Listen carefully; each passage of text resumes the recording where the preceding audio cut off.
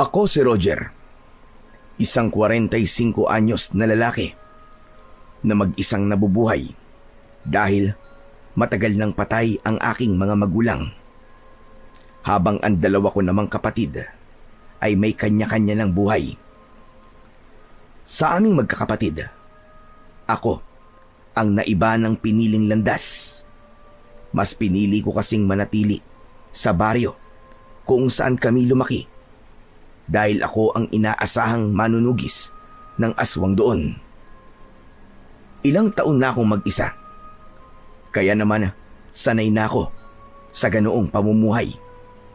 Sapat na sa akin ang perang kinikita ko sa pagtatanim ng mga gulay at ibinibenta ko sa baryo namin.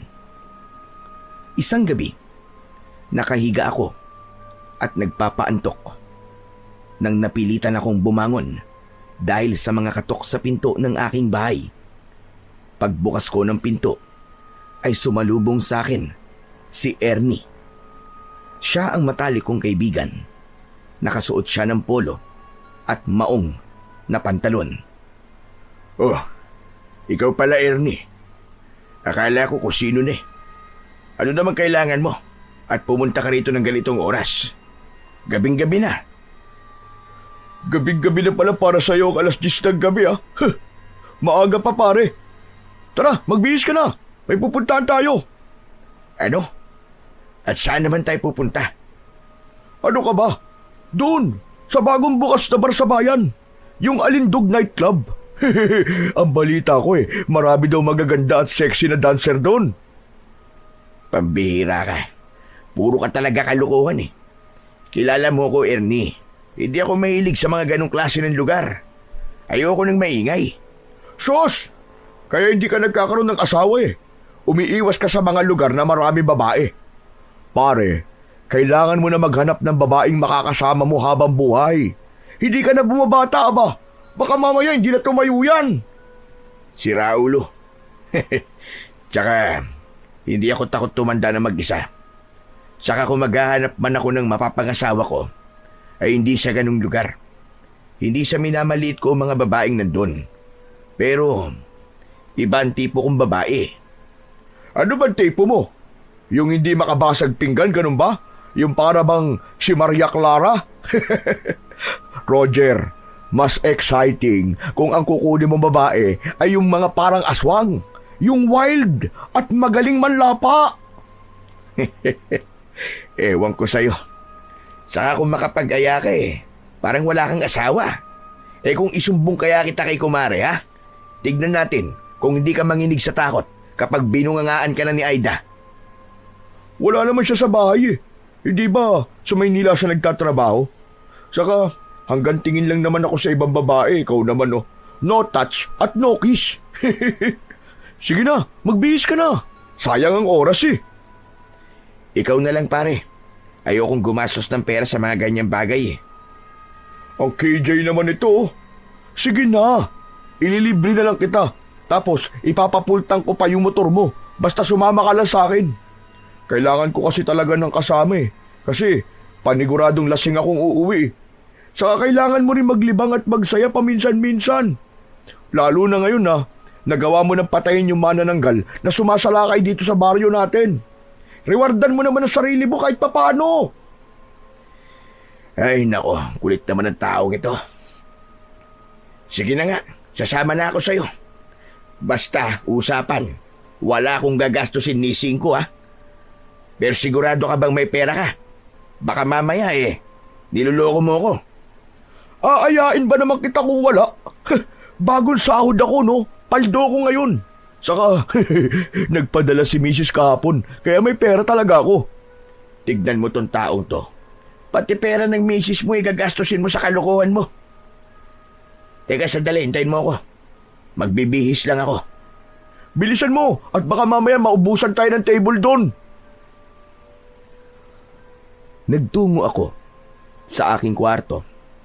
Hindi na ako naligo ng mga sandaling yon dahil naligo naman na ako kanina bago humiga. Nagpalit ako ng maayos na damit at nagsuot ako ng sombrero. Nang lumabas na ako ay sandali kong pinainit ang aking lumang motor at saka kami umalis ni Ernie. Gamit yon. Bata pa lang ay magkaibigan na talaga kami ni Ernie.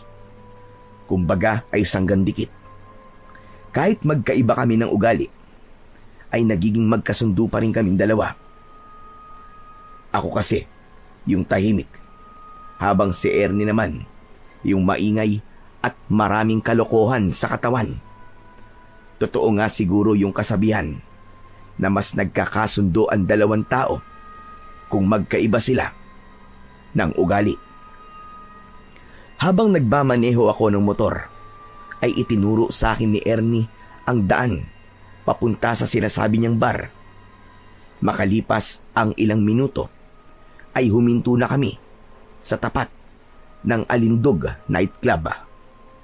Sa labas ay may ilang mga babaeng nakasuot ng sexy na damit at may makapal na makeup.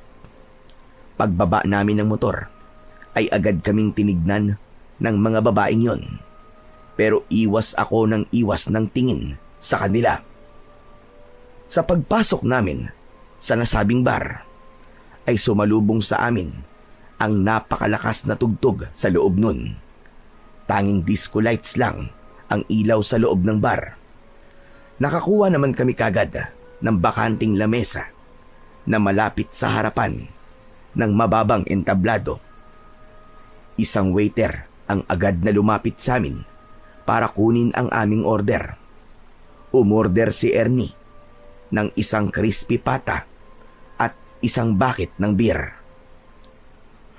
Ayos to pwesto natin, pare. Kitang-kita natin dito ang mga magsasayaw mamaya. Hayop na to. Ikaw pagdating talaga sa mga babae, napakalinaw ng mata mo. Pero uubusin lang natin itong beer na in-order mo, ha? Tapos uuwi na tayo. Sige, pero depende pa rin sa mga mangyayari. Nako, subukan mo lang na may gawing kababalagan at isusumbong talaga kita sa asawa mo, maniwala ka sa akin. Ito naman hindi na mabiro. Saka, loyal ako sa kumari mo, no? Nandito lang naman tayo para magpalipas ng oras at mag-relax-relax kahit papano. Hoy, kilala kita. Iba ka magpalipas ng oras. Talagang gusto mong manood ng mga babaeng nagsasayaw, ha? Natawa na lang si Ernie sa sinabi ko.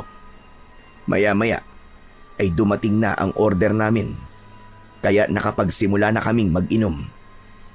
Kahit papano ay sanay naman akong uminom ng alak dahil si Ernie ang nag-impluwensya sa akin ng ganong gawain.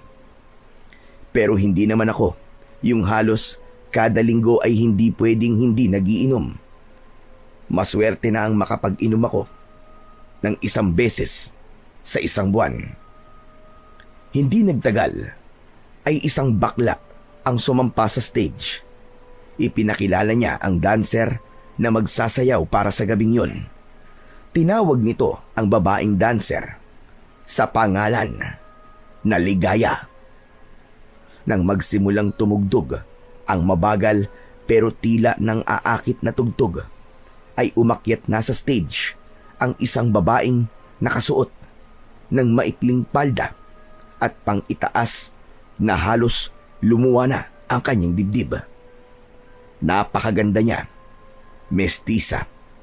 Maganda ang hubog ng kanyang katawan at ang buhok niya ay mahaba at itim na itim. Malambot ang kanyang katawan. Tila ba sa bawat indayog ng kanyang katawan ay sinasadya niyang akitin ang lahat ng mga lalaking naroroon. Hindi napigilan ng ilang kalalakihan na pumalakpak at sumigaw ng mga salitang nakakabastos patungkol kay Ligaya. Grabe naman yung mga tao rito. Kung sabihan nila ng kabastusan yung babaeng nagsasayaw, para bang wala silang mga nanay at kapatid na babae. Ano ka ba?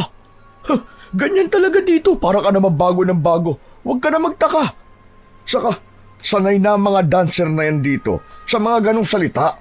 Minsan nga mas gusto pa nila na nasasabihan sila ng mga bastos sa salita kasi ibig sabihin nun, nagagawa nilang gisingin ang dapat na magising sa mga lalaking nandito. Kahit na be, babae pa rin yan. Kahit ganyan ang trabaho nila, hindi dapat sila binabastos. Relax ka lang pare. Baka mamaya may makarinig sa iyo eh. Mga lasing na mga yon. Baka mamaya mapatrouble pa tayo niyan. Nandito tayo para mag-relax pare, hindi para makipagrambulan. Nagkunwari na lang akong hindi naririnig ang mga nakakabastos na salita ng ilang kalalakihang naroroon. Itinuon ko ang aking mga mata kay Ligaya. Sa tuwing tinatamaan ng ilaw ang mukha niya, ay doon ko napapansin ang lungkot sa mga mata niya. Pakiramdam ko tuloy, napipilitan lang siyang magtrabaho roon at labag sa kalooban niya ang kanyang pagsasayaw. Hindi ko alam, pero tila nabighani ako kay Ligaya. Hindi dahil sa maganda niyang muka at katawan, kundi dahil merong kung ano sa kanya na dahilan para hindi ko magawang alisin ang aking mga mata sa kanya. Maya-maya pa, natapos ng sumayaw si Ligaya at bumalik na siya sa likod ng makapal na kortina ng entablado. Pakiramdam ko ay gusto kong tumayo para sundan siya, pero pinigilan ko na lang ang aking sarili. Hoy Roger! Pabira! Titig na titig ka pa rin sa stage ah! Wala na! Tapos na yung sumasayaw! Wala na si Ligaya! Hindi naman si Ligaya ang tinitignan ko eh. Sus! Kita mo tong taon to! Tatanggi pa'y kitang-kita na! Habang sumasayaw sa dyan, ay titig na titig ka sa kanya. Kulang na nga lang tumulo ang laway mo eh. Ano? Kursunada mo ba, pre? Pwede natin siyang ipatawag para tumable siya sa atin. Hindi, wag na. Kung gusto mo, ikaw na lang. Nandito ako para mag-inom at hindi para tumable ng babae. Ang hina mo naman talaga, oo. Dapat ay nagsasanay ka na rito na makipag-usap sa mga babae para naman makapaghanap ka na ng asawa mo. Magsasalita pa sana ako nang biglang tumayo si Ernie at kinawayan niya yung bakla na nagpakilala kanina kay Ligaya bago yun sumayaw. May ibinulong si Ernie sa bakla at tumango naman ang bakla. Nang muling umupo si Ernie, ay ngumisi siya sa akin na parabang nang iinis. Huwag mong sabihin na may ititable kang babae, pare. Meron. Si Ligaya, pare. Ewan ko sa'yo, Ernie. Kung makagastos ka ngayong gabi, para kang tumama sa loto ah. Minsan lang naman to eh. Kaya dapat sulitin na natin. O di ba? Makalipas ang ilan sandali, ay dumating na sa lamesa namin si Ligaya. Mas maganda siya sa malapitan at napakabango ng gamit niyang pabango. Pinaupo siya ni Ernie sa bakanting upuan na nasa gitna naming dalawa. Nagpakilala si Ernie kay Ligaya at sunod niya akong ipinakilala. Nang maghawak ang mga kamay namin ni Ligaya, ay sandali akong natulala nang magtama ang aming mga mata.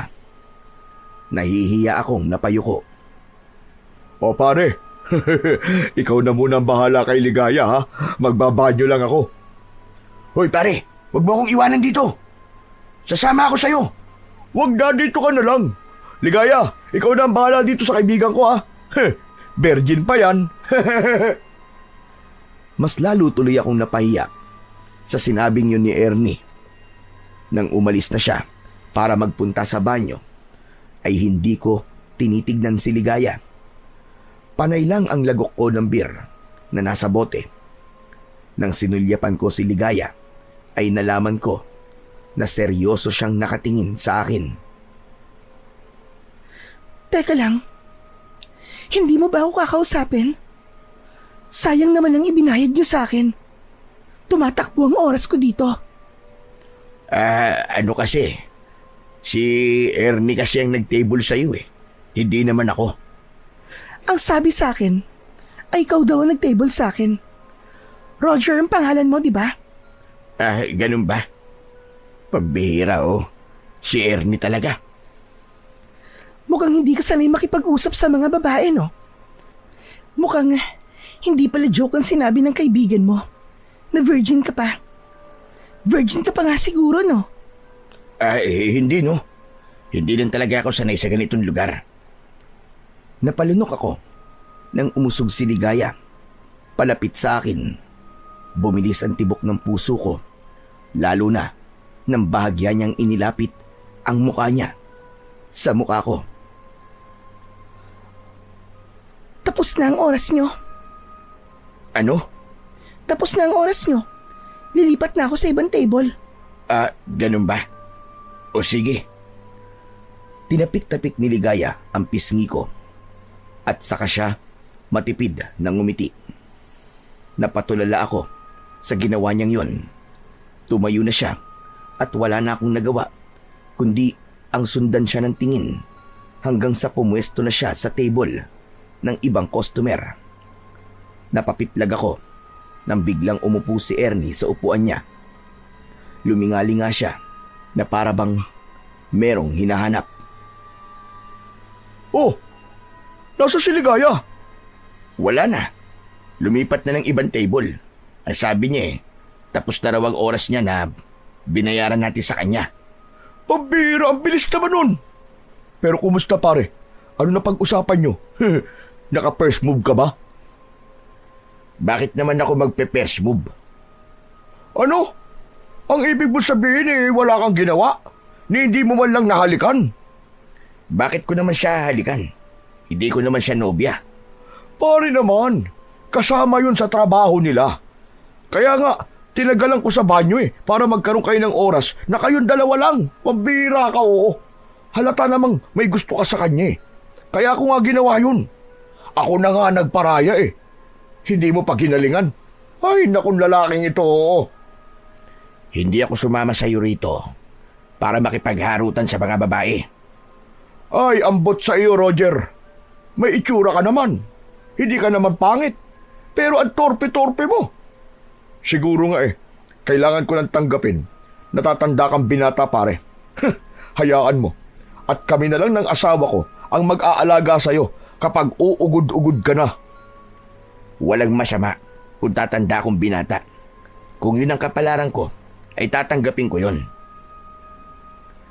Ipinakita ko kay Ernie na wala akong pakialam kay Ligaya.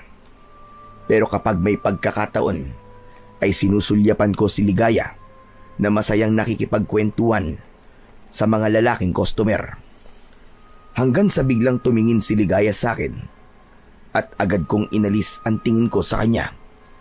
Kinabahan ako dahil baka isipin niya na interesado ako sa kanya kasi nakatitig ako sa kanya. Kahit ang totoo ay napukaw naman talaga ni Ligaya ang interes ko. Marami na akong nakilalang babae. May iba na hayagang nagpapakita ng pagkagusto sa akin pero hindi ko pinapansin.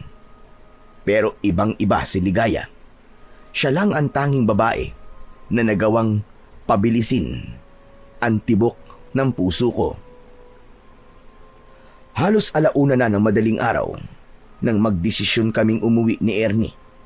3 bote ng beer lamang ang ininom ko kasi hindi ako pwedeng magpakalasing ng gusto dahil nagmamaneho pa ako. Habang si Ernie naman ay lasing na lasing dahil nang maubos namin ang 1 bucket ng beer ay umorder pa siya ng 2 pang bucket at siya lang ang mag-isang umubos ng mga yon. Binagalang ko na lang ang pagpapatakbo ng motor para masiguro ko ang kaligtasan namin ni Ernie. Sa awa naman ng Diyos ay ligtas ko namang naihatid si Ernie sa bahay niya. Nang nakauwi na ako sa bahay ko, ay hinubad ko kagad ang damit ko at humiga na ako sa papag. Ang akala ko ay mabilis akong makakatulog dahil nakainom ako. Pero nagkamali ako. Sa tuwing ipipikit ko kasi ang aking mga mata, ay rumirehistro sa imahinasyon ko si Ligaya. Lalo na ang mapang-akit niyang mga ngiti at ang nangungusap niyang mga mata. Ano bang ginawa mo sa akin, Ligaya? Bakit hindi ka maalis-alis sa isip ko? Pinilit kong pumikit at matulog. Ginawa ko ang lahat para makatulog. Nagawa ko namang makatulog pero ang huling nasa isip ko ay walang iba kundi si Ligaya. Pagsapit ng umaga ay maaga pa rin akong nagising kahit na madaling araw na akong nakatulog. Nagkape muna ako at saka ko inasikaso ang taniman ko ng mga gulay. Nagdilig ako at siniguro ko na walang mga peste sa mga gulay na tanim ko. Habang ginagawa ko yon, ay dumating ang isang matandang lalaki. Siya ang kapitan sa aming baryo. Ang pangalan niya ay Kapitan Isko. Hindi lang siya ang namumuno sa aming baryo, kundi isa rin siyang albularyo na may malawak na kaalaman sa panggagamot. Napansin ko ang isang sako na dala niya, kaya inihinto ko muna ang aking ginagawa para tulungan siya sa kanyang dala. Ngunit nang tutulungan ko na siya, ay bigla niyang ibinaba ang sako. Ay, nako! Napakabigat naman ito! Ano ho ba kasing laman yan sa ako, Kapitan? Abe, kung ano-ano lang. Mga saging, nyog, iba't ibang mga gulay. At yung iba ay hindi ko na matandaan. Iba na talaga kapag tumatanda. Nagiging makakalimutin na. Kapitan, mukhang magtitinda na naman kayo pagbebentahan niyo ba ako? Hindi pa benta ang mga yan. Para sa'yo ang lahat ng nasa loob ng sako na yan. Nag-ambag-ambag kasi kami ng mga tao rito, Roger, para maibigay sa'yo ang mga yan. Ano ho? Abay, para saan naman ho? Aba, talagang nagtatanong ka pa? Eh di para sa pagkakapatay buron sa manananggal na ilang buwan din na merwisyo dito sa atin. Yan ang paraan ng mga tao para makabawi sa kabayanihan na ginawa mo. Naku, nakakatuwa naman ho. Pakisabi po sa kanila na marami pong salamat. Pero hindi na nila kailangan gawin yan. Hindi po ako humihingi ng kahit na anong kapalit sa ginagawa ko pong pakikipaglaban sa mga aswang. Simula po kasi nang ipasa sa akin ng lolo ko ang tungkulin niya bilang isang manunugis ng ating baryo, ay nangako na ho ko na gagawin ko ang lahat para protektahan kayong lahat laban sa mga aswang. Alam ko naman yun, Roger. Alam kong hindi lang ang pagiging manunugis ng lolo mo ang minana mo, kundi maging ang kanyang prinsipyo. Pero hayaan mo nang bumawi ang mga tao sa paraang kaya nila. Sadyang labis lang ang kanilang pasasalamat sa kabayanihang ginawa mo. O paano, iho? Ikaw na ang bahala sa mga ito, ha? Ako'y aalis na at magpupulong pa kami ng mga tanod natin. Magkakaroon kasi kami ng malawakang paglilinis dito sa baryo natin sa darating na Sabado. Ganun ho ba? Pwede po ba akong sumali, Kapitan? Aayain ko na rin ho si Ernie. Pwede naman. Mas marami tayo, mas maganda. Pero si Ernie talaga, ubod ng tamad ng lalaking yun pagdating sa mga gawain dito sa baryo natin. Hayaan niyo po. At ako na po ang kakausap sa kanya mamaya. O sige, sige. Ikaw na ang bahala, Roger. O siya, aalis na ako. At maraming salamat ulit sa pagkakapatay mo sa manananggal. Walang anuman po, Kapitan. Maraming salamat din po. Mag-iingat po kayo. Nakangiting tumango si Kapitan Isko bago siya tuluyang umalis. Saka ko lang itinuloy ang aking ginagawa. Mas naging magana ako sa aking ginagawa dahil naramdaman ko na nakikita ng mga tao ang ginagawa ko bilang isang manunugis.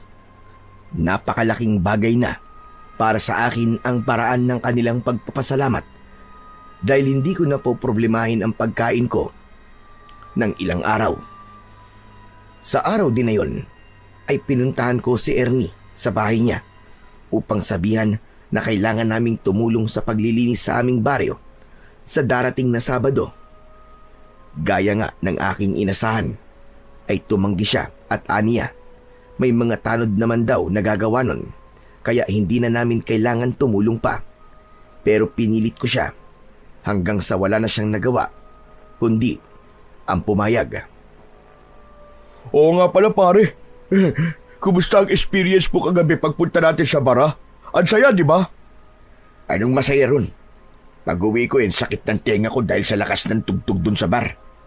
Pabira tong tao to. Gano'n naman talaga sa bar eh. Maingay. Pero masaya. Ang dami pang magagandang chika babes. Kung wala lang akong asawa dadaling ko sa motel ang isa sa mga babae ron eh. Baka nga dalawa pa eh. Mabuti na lang talaga at may asawa ka na dahil kung hindi, paniguradong linggo-linggo ay iba't ibang babae ang katabi mo sa kama. Yun nga maganda eh. Kaso, wala eh. May asawa na ako eh. Hindi na ako single, kundi double na.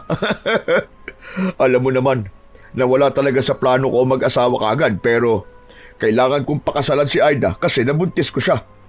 Sa kasamaang palad, namatay ang anak namin kasi inaswang. Tapos hanggang ngayon, hindi pa kami nakakabuo. Naramdaman ko ang biglang pagkalungkot ni Ernie nang sabihin niya yon. Alam ko kasi kung gaano kasakit para sa kanya ang nangyaring yon sa anak nila ng kanyang asawa. Ngunit agad na ngumiti si Ernie na para bang naramdaman niya na nalungkot din ako sa sinabi niyang yon. Pero pare, salamat kasi pinatay mo yung aswang na dahilan ng pagkamatay ng anak namin ni Aida. Nang dahil doon, nakaganti rin kami kahit papano. Ay maiba ako pare. Plano kong bumalik sa bar na yun sa susunod na linggo eh. Sasama ka ba ulit sa akin? Hindi na pare. Ikaw na lang yung pumunta ron. Ha? Abay bakit naman? Hindi ka ba talaga nag-enjoy doon? Hindi mo ba namimiss si Ligaya? Si Ligaya? Bakit ko naman siya mamimiss? Sus! Kunwari ka pang wala lang sa'yo si Ligaya. Pero kagabi, ang lagkit ng pagkakatitig mo sa kanya. Saka nung nagpalipat-lipat na siya ng table, ay panay ang tingin mo sa kanya na para bang nagsiselos ka. Kasi iba't ibang lalaki ang kausap niya. Hoy, hindi ako nagsiselos no. Saka bakit naman ako magsiselos? Hindi ko naman siya nobya.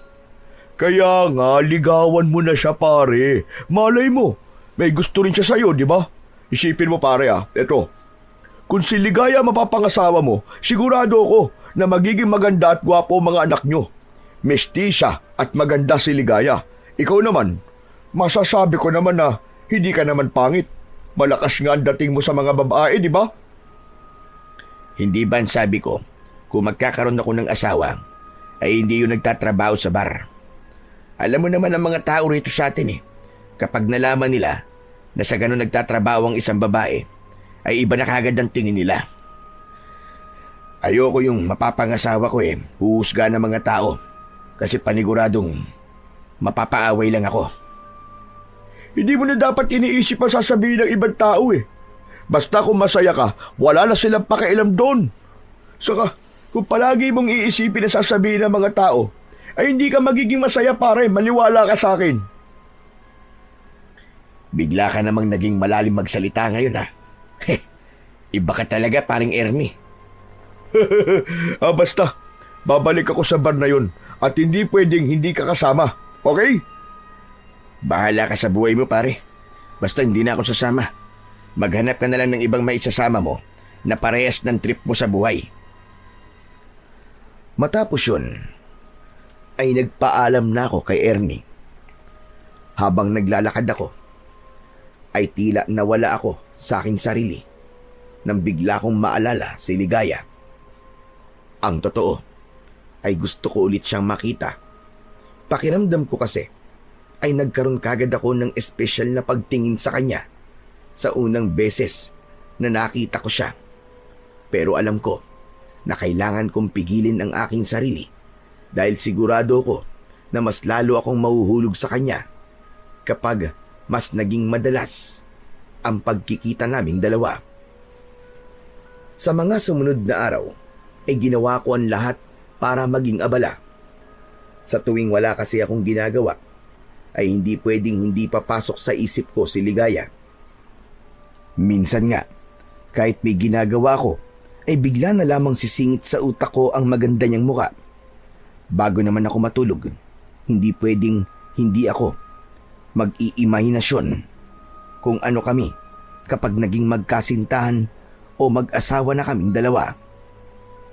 Nang dahil sa nangyayaring yun, ay napagtanto ko na walang silbi na pigilan ko ang nararamdaman ko para kay Ligaya dahil mas lalo yung nagkukumawala. Hanggang isang gabi, bigla akong bumangon at nagbihis. Hindi ko na kasi kayang pahirapan pa ang sarili ko. Alam ko na ang makakapagpatahimik lang sa akin ay ang makita ko at makausap si Ligaya. Gamit ang aking motor ay mag-isa akong nagtungo sa bar kung saan siya nagtatrabaho. Hindi ko na isinama si Ernie dahil ayokong alaskay niya ako kasi kinain ko ang aking sinabi na hindi na ako babalik sa bar na yon. Pagdating ko sa bar ay pumuesto ko malapit sa entablado. Hindi nagtagal ay sumayaw na si Ligaya sa harapan ng lahat. Nang makita niya ako ay tila nang aakit niya akong tinignan. Naubos ko tuloy kagad ang isang bote ng beer dahil sa pagbaha ng tensyon sa aking katawan. Nang natapos ng magsayaw si Ligaya, ay agad kong kinausap yung bakla na kinausap nun ni Ernie at sinabi ko sa kanya na gusto kong i-table si Ligaya. Hindi nagtagal ay dumating na si Ligaya. Mapanukso siyang ngumiti sa akin. Sabi ko na nga be, babalik ka dito, Roger. Bakit? Sanay ka na bang binabalikan ka ng mga lalaki rito? Hindi naman. Naramdaman ko lang na babalik ka. At hindi nga ako nagkamali. Kumusta ka na pala, Ligaya? Ayos lang naman ako. Ikaw ba? Kumusta? Ayos lang din. Isang mahabang katahimikan ang namagitan sa amin ni Ligaya. Alam ko na kailangan ko siyang kausapin dahil baka isipin niya na boring akong ka-table pero wala na akong maisip na itatanong sa kanya. Inabot na naman ako ng pagiging mahiyain at torpe ko. Halos hindi rin ako makatingin kay Ligaya. Hanggang sa napansin ko ang mga pasa ni Ligaya sa kanyang magkabila ang braso. Napansin niya na nakatingin ako roon kaya tinakpan niya ang mga pasa niya gamit ang kanyang mga kamay. Ligaya, ano nangyari sa'yo? Bakit ang dami mong pasa sa braso? Ha? Wala ito, Roger. Naglilinis kasi ako nung nakaraang araw sa apartment ko. Tapos, naaksidente ako. Sigurado ka ba? Parang hindi kasi ang pasa na nakuha sa isang aksidente.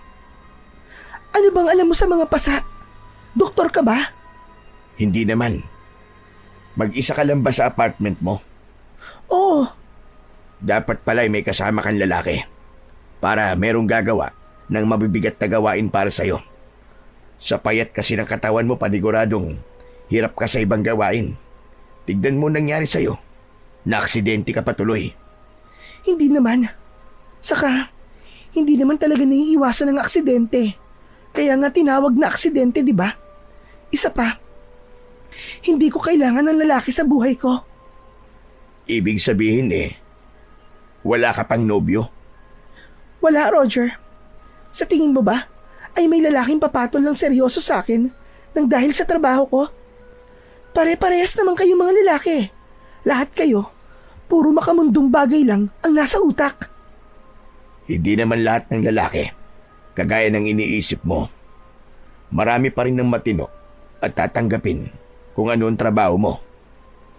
Sige nga, magbigay ka nga sa akin ng halimbawa ng isang lalaking matino. Kita mo na, wala kang masabi, di ba? Huwag mong sabihin sa akin na isa ka sa matitinong lalaki na sinasabi mo. Mukha ka namang mabait at mahiyain, pero sa tingin ko, ay nasa loob ang kulo mo. Ang bilis mo naman akong husgahan. Yun ang tingin ko sa iyo Karamihan sa mga lalaking nakilala ko ay sa una lang mabait. Pero kapag tumagal na, lumalabas na ang totoong kulay. pinapakita ng pagkademonyo. O paano? Tapos na pala ang oras mo. Pwede ka magdagdag ng bayad kung gusto mo pa ako makausap. Hindi na. Maraming salamat, Ligaya. Matipid na ngumiti si Ligaya. Nagulat ako nang bigla niyang hinalikan ang aking pisngi. Natulala ako at hindi ako makapaniwala na lumapat ang labi niya sa balat ko. Tumayo na siya at lumipat sa ibang table.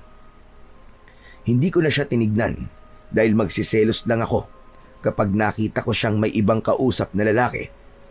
Kahit pa parte yun ng trabaho niya, itinuon ko na lang ang aking atensyon sa pag-inom ng alak na nasa aking harapan. Hindi ko akalain na mas magtatagal ako sa bar na yon kahit mag-isa lang ako. 2:00 na ng madaling araw nang magdesisyon akong umalis. Paglabas ko ng bar ay naglakad ako papunta sa likod dahil dun nakapark ang aking motor. Papaliko na ako sa likod ng bar nang isang pamilyar na boses ng babae ang narinig ko. Sumilip ako at nakita ko si Ligaya na hawak sa braso ng isang matangkad na lalaki. May itim na van sa tabi nila at nakabukas ang pinto sa gilid ng van. Bitiwan mo ako! Ayoko nang sumama sa'yo! Ano ba? Bitiwan mo ako! Pabulong na nagsalita ang lalaki, kaya hindi ko na siya narinig. Nakita ko ang galit sa mukha ni Ligaya. Inakala ko na nasa panganib siya. Lalapit sana ako para tulungan si Ligaya, pero hindi nagtagal ay kusa na siyang sumakay sa van. Mabilis na umalis ang van at wala na akong nagawa kundi ang sundan yun ng tingin. Sino kaya ang lalaking yun? Nobyo kaya siya ni Ligaya? Pero sabi niya wala siyang nobyo. Baka naman customer niya. Hindi naman siguro siya kusang sasama dun kung nasa panganib siya. Ipinagkibit balikat ko na lang ang nakita ko at inisip ko na wala akong dapat na ipag-alala. Sumakay na ako sa motor at pinaandar ko na yon para makauwi na ako sa bahay ko. Pagsapit ng umaga ay nagising ako sa malalakas na katok sa pinto ng aking bahay. Pupungas-pungas akong bumangon at napatingin ako sa orasan na nakasabit sa dingding. Nagulat ako dahil 10:00 na ng umaga. Mabilis akong bumangon at binuksan ko ang pinto. Nakita ko ang kumpare kong si Ernie na may dalang walis tingting at daspan. O Ernie, ikaw pala. Ano kailangan mo? Nakalimutan mo na ba? Sabado ngayon, pare. Hindi ba maglilinis tayo sa buong baryo? Ikaw ang nagkaya sa akin tapos ikaw pa tong nakalimot. Pambihira tong taon to. Oh. Naku, oo nga pala. Sabado nga pala ngayon. Nakalimutan mo nga. Saka, mukhang bagong gising ka pa lang ah. Nagpuwet ka siguro kagabi no? Huwag ka ng maraming tanong. Magpapalit lang ako ng damit. Mamaya na ako maliligo. Nagmamadali akong bumalik sa aking kwarto para magpalit ng damit. Kinuha ko ang walis tingting at saka ko lumabas. Habang naglalakad kami ni Ernie, ay napansin ko na nakatitig siya sa mukha ko. Grabe ka naman makatitig sa akin, pare. Baka nagkakagusto ka na sa akin, ha? Hindi tayo talo. Sira ulo. Imposibleng taluin kita kasi babae ang gusto ko, no? Ikaw umamin ka nga sa akin, pare. Nagpuwet ka ba kagabi? Kaya tanghali ka na nagising ngayon? Oo, pare. Hindi kasi ako makatulog eh. Ewan ko ba kung bakit. Hindi ka makatulog o lumabas ka at may pinuntahan ka? Sige nga. At saan naman ako pupunta? Sa bar. Sa Alindog Nightclub. Nakakatawa ka. Ano naman gagawin ko ron? Saka hindi ba sabi ko, ay hindi na ako babalik sa lugar na yun. Wala akong magandang dahilan para bumalik pa roon. Sigurado ka ba? Kaya mo ba sabihin na hindi ka nagsisinungaling, ha? At bakit naman ako magsisinungaling? Saka, kung makapagtanong ka naman para kitang nobya na naghihinala sa akin, ha? paano may papaliwanag yung lipstick na nasa kaliwang pisngi mo? Sige nga. Nanlamig ako sa sinabing yun ni Ernie. Pinunasan ko ang aking pisngi gamit ang palad ko. Pagtingin ko sa aking palad ay meron doong kulay pulang marka na halatangang mula sa lipstick. Doon ko naalala ang ginawang paghalik ni Ligaya sa akin nung nasa bar ako. Ay, wala to. Huwag mong pansinin to. Anong wala? Lipstick nga yan eh. Sino ba kasi naglalagay ng lipstick ha? Hindi ba mga babae? Saka bakit ka nagkaroon ng lipstick dyan sa pisngi mo? Ibig sabihin, merong babaeng humalik sa'yo. Saan ba may mga babaeng pwedeng humalik sa'yo? Di sa Alindog Nightclub. Pwede bang huwag kang maingay at malapit na tayo kay na Kapitan? Nakakahiya kapag narinig ka nila. Ano namang nakakahiya dun? Lalaki ka naman, kaya normal lang na magpunta ka sa ganun lugar. Umaming ka na kasi. Nagpunta ka sa bar kagabi, no? Oo na, nagpunta na ako. Kaya pwede bang itiko mo yung bibig mo? Sus! Pasabi-sabi ka pang ayaw mong pumunta ron tapos pupunta ka pala ron ng ikaw lang mag-isa. Sinong humalik sa pisngi mo, pare? Magkwento ka naman sa akin, no? Wala. Pangit mo naman kausap, pare. Inamin mo na nga nagpunta ka sa bar kagabi, kaya dapat ikwento mo na sa akin ng lahat. Huwag ka nang pabitin. Sino nga? Alam ko na. Si Ligaya ba? Ay, nako, kulit. Oo, pare. Si Ligaya. Anak ng, ang lakas mo pala, pare, grabe. Biruin mo, hinalikan ka niya sa pisngi. Pero, sa pisngi lang ba? Nagtaka ko nang biglang itinaas ni Ernie ang damit ko at tinignan niya ang katawan ko. Nainis ako sa ginawa niya, kaya bahagya ko siyang itinulak. Hoy, ano ba? Ano ba ginagawa mo? Chinecheck ko lang kung meron kang kiss mark. Baka kasi hindi lang halik sa pisngi ang ginawa sa'yo ng babaeng yun eh. Baka mamaya nag-check-in din kayo eh. Hoy, walang ganun ano? Nagpunta lang ako ron kasi gusto ko nang kausap. Sus! Tama na ang palusot mo, pare. Alam ko naman, kaya ka pumunta ron ay dahil namimiss mo si Ligaya. Pero pare, wala kang dapat na ikahiya sa akin kung pumunta ka man sa bar para lang makita si Ligaya. Binata ka at walang sabit. Ang saya ko nga kasi sa wakas ay nagkaroon ka na ng interes sa isang babae. Sa totoo lang, pare, alam mo, hindi ko rin maintindihan ang sarili ko eh. Simula kasi nang nakilala ko si Ligaya, ay hindi na siya maalis-alis sa isip ko. Hanggang sa kagabi, ay nagdesisyon na akong bumalik doon sa bar para lang makita at makausap siya. Ano naramdaman mo, pare, nung nakausap mo na siya? Siyempre, masaya. Kaya lang, hindi ko nasabi yung mga gusto kong sabihin sa kanya. Kasi, naunahan ako ng hiya eh. Ano ba kasi gusto mo sabihin sa kanya? Gaya ng may gusto ko sa kanya. Ayan na nga, ayan na nga. Ay, Diyos ko! Nai-inlove na nga kumpare ko. Salamat sa Panginoon dahil dumating na ang babaeng magpapaibig sa'yo. Normal lang yan na mahiya ka. Pero kailangan mong labanan yan, pare. Tandaan mo, napakagandang babae ni Ligaya, pare. At hindi imposible na ikaw lang ang lalaking nagkakagusto sa kanya. Kaya dapat ay magpakitang gilas ka sa kanya. Hayaan mo, pare. Sa susunod na linggo ay pupunta tayo ron. Kailangan kasama mo ako, ha? Para naman matulungan kita. Bibigyan kita ng mga diskarting malupit. Sa kabila ng mga sinabing yun ni Ernie, ay hindi pa rin nadagdagan ang lakas ng loob ko na ipaalam kay Ligaya ang nararamdaman ko para sa kanya.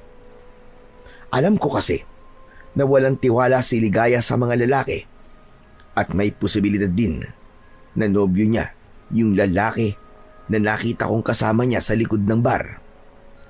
Pwede naman kasi na sinasabi niya lang na wala siyang boyfriend dahil baka mawalan sa kanya ng gana ang mga customer niya sa bar kapag na lamang meron na pala siyang nobyo. Hindi nagtagal ay nakarating na kami ni Ernie sa plaza kung saan naroon sina Kapitan Isko at ang mga tanod. Matapos sabihin ni Kapitan Isko ang mga dapat naming gawin, ay nagsimula na kami maglinis sa aming baryo. Pero kahit abala ko sa aking ginagawa, ay hindi pa rin nawala sa isipan ko si Ligaya. Kung pwede ko nga lang siyang makita ng oras na yon, ay ginawa ko na. Matapos naming maglinis sa aming baryo, ay nagpamerienda ng tinapay at soft drinks sa amin si Kapitan Isko. Pagkatapos kong kumain ay umuwi na ako sa bahay at doon ko napansin na kakaunti na lang pala ang mga delata na nakatabi sa aking kabinet. Naisip ko na magtungo sa bayan para bumili. Mas mura kasi ang mga delata roon. Hindi na ako gumamit ng motor at mas pinili ko na lang na sumakay ng tricycle. Pagdating ko sa bayan ay naglakad na ako papunta sa isang grocery store. Pero bago ako makarating doon ay nadaanan ko ang bar kung saan nagtatrabaho si Ligaya.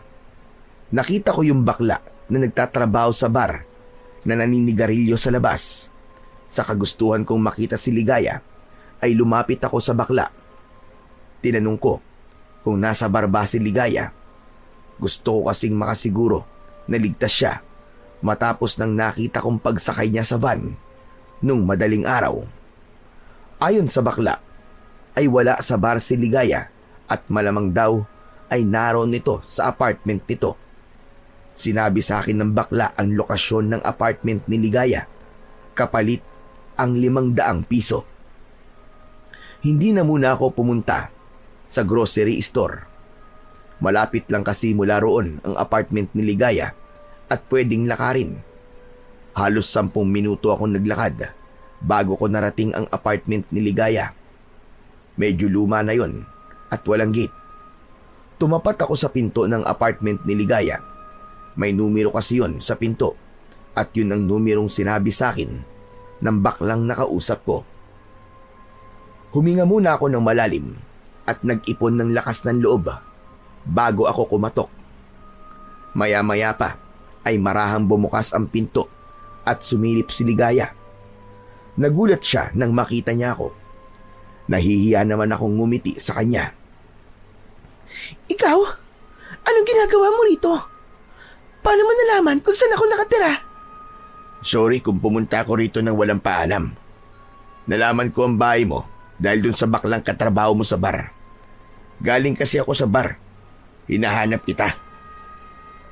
Si Mamo talaga, oo. Ano bang kailangan mo sa akin? Kung gusto mo ng kausap, ay hindi pa oras ng trabaho ko. Pumunta ka na lang mamayang gabi sa bar. Ano kasi? Kaninang madaling araw kasi, nakita kita na sumakay sa isang van. Tapos may kausap kang lalaki. Nung una, parang ayaw mong sumakay. Pero sumakay ka pa rin. Nag-alala kasi ako sa'yo. At baka kung ano na nangyari sa'yo. Ayun ba? Wala yon. Makulit na customer lang yon. Ngayong nakita mo na ako, okay na ba? Pwede ka na bang umalis? Hindi pa man ako nakakasagot, ay isinarado na ni Ligaya ang pinto. Pero bago niya yon tuluyang maisarado, ay napansin ko ang mga bago niyang pasa sa braso at para bang may kalmot pa siya. Kakatok sana ulit ako, pero naisip ko na oras pa ng pahinga ni Ligaya dahil puyatan ang trabaho niya. Kaya umalis na lang ako at nagpunta na ako sa grocery store para bumili ng mga kailangan ko. Sa mga lumipas na araw ay mas lalo kong nahirapan na wag isipin si Ligaya. Hindi lang dahil sa may gusto ko sa kanya, kundi dahil na rin sa mga pasa at kalmot na nakita ko sa kanya. May pakiramdam kasi ako na may hindi magandang nangyayari sa kanya, pero ayaw niya na malaman yun ng iba. Kaya naman isang gabi ay nagpunta ako sa bahay ni Ernie, dala ang aking motor at inaya ko siya na magpunta sa bar kung saan nagtatrabaho si Ligaya. Aba, mukhang mahal mo na si Ligaya. Hindi ba kakapunta mo lang sa bar noong nakaraang gabi, tapos pupunta ka na kagad ngayon? Wala naman sigurong masama na makita ko siya, di ba? Tara na, magbihis ka na para makaalis na tayo. Oo na, sandali lang. Huwag ka masyadong atat. At paniguradong mamaya ay makikita mo na ulit si Ligaya. Sandali lang, hintayin mo ko. Matapos magbihis ni Ernie, ay umalis na kami. Medyo binilisan ko ang pagmamaneo dahil bala kong makausap ng mas matagal si Ligaya sa gabi na yon. Gusto kong malaman kung kailangan ba niya ng tulong. Nababahala na kasi talaga ako sa mga pasa at kalmot niya. Pagdating namin sa bar, ay pumuesto kami sa lamesa na malapit ulit sa entablado. Inasahan ko na si Ligaya ang unang magsasayaw, pero ibang babae ang nagsayaw ng gabing yon. May ilang babae pa na sumunod na sumayaw, pero sa kasamaang palad ay hindi kasama roon si Ligaya. Bakit kaya hindi sumayaw si Ligaya? Baka naman hindi siya nakaschedule na sumayaw ngayong gabi. May gano'n naman, di ba? Siguro titable-table lang siya ngayon. Siguro nga. Ano ka ba? Huwag kang kabahan. Mamaya magpapakita rin yun. Bakit ba parang gusto mo talaga siyang makita ngayon, ha? Aamin ka na ba sa kanya na may gusto ka sa kanya? Hindi, pare. Meron lang akong gustong itanong sa kanya. Ano namang itatanong mo sa kanya? Baka pwede mo namang sabihin sa akin. Bakit ikaw ba si Ligaya? Sa kanya ko nalang itatanong ang mga yun mamaya. Ayun pala yung bakla na kailangan kausapin kapag gusto mo mag-table ng babae. Sandali, at itatanong ko kung pwede nating i-table si Ligaya. Hintayin mo ako. Tumayo si Ernie at nilapitan niya ang bakla. Medyo matagal silang nag-usap bago bumalik si Ernie sa upuan niya. O ano pare? Anong sabi? Nasaan daw si Ligaya? Hindi raw pumasok ngayong gabi. Kahit nga raw kahapon ay hindi rin pumasok. Hindi kaya may sakit si Ligaya?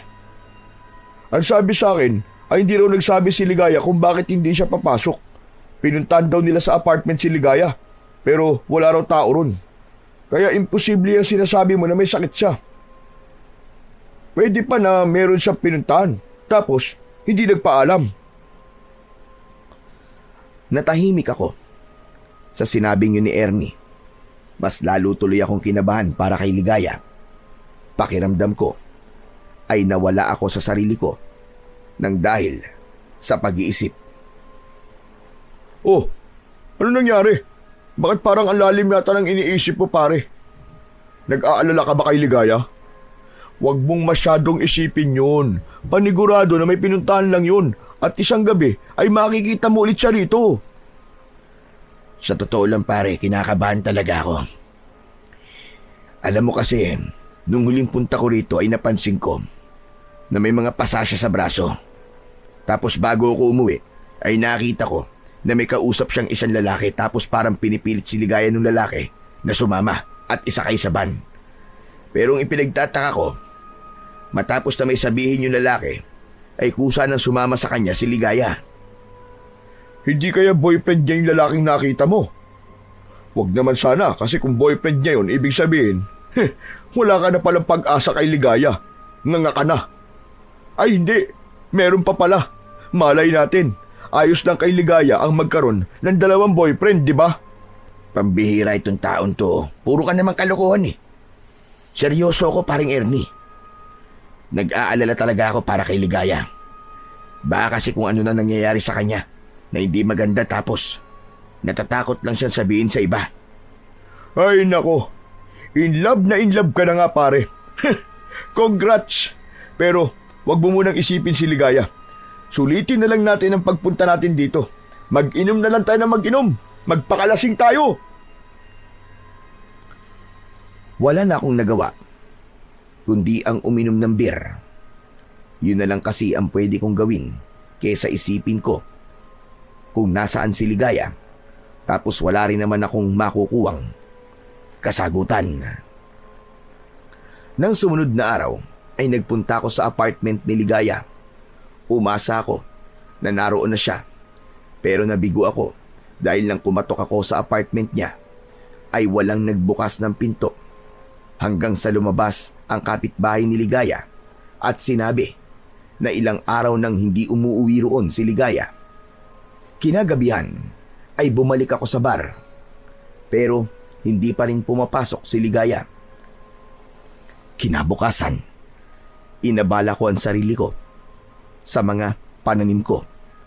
Doon ko itinuon ang aking atensyon at oras para hindi ko masyadong iniisip si Ligaya. Hanggang sa humahangos na dumating si Ernie.